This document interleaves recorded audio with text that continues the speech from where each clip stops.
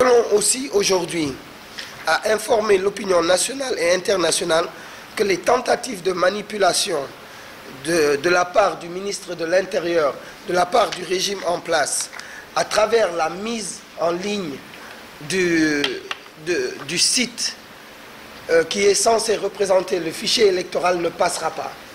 Le site qui a été mis en ligne par le ministère de l'Intérieur n'est pas le fichier électoral. Donc nous répétons de façon claire, nette et précise. Le ministère de l'Intérieur a mis en ligne un fichier, un site qui n'est pas le fichier électoral. D'ailleurs, ce site montre à quel point ces messieurs et dames sont malheureusement incompétents. Bon nombre de Sénégalais aujourd'hui sont allés dans le site du ministère de l'Intérieur avec leur carte CEDEAO, donc les cartes récemment obtenues. Certains parmi eux, au revers de leur carte CEDEAO, ont malheureusement l'inscription non inscrite sur les listes électorales.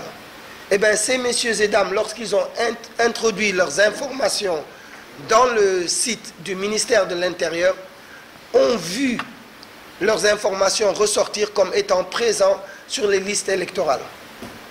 Donc cela soulève une multitude de questions. Certains hommes politiques ont déclaré qu'il y avait 3, 4 et 5 fichiers. Aujourd'hui, cela nous réconforte dans l'idée qu'il existe bel et bien plusieurs fichiers électoraux qui sont gardés quelque part au ministère de l'Intérieur. Comment expliquer que quelqu'un qui a reçu une carte CEDEAO il y a moins d'1 an, avec une inscription qui n'est pas dans les listes électorales, retrouve ces informations sur le site du ministère de l'Intérieur?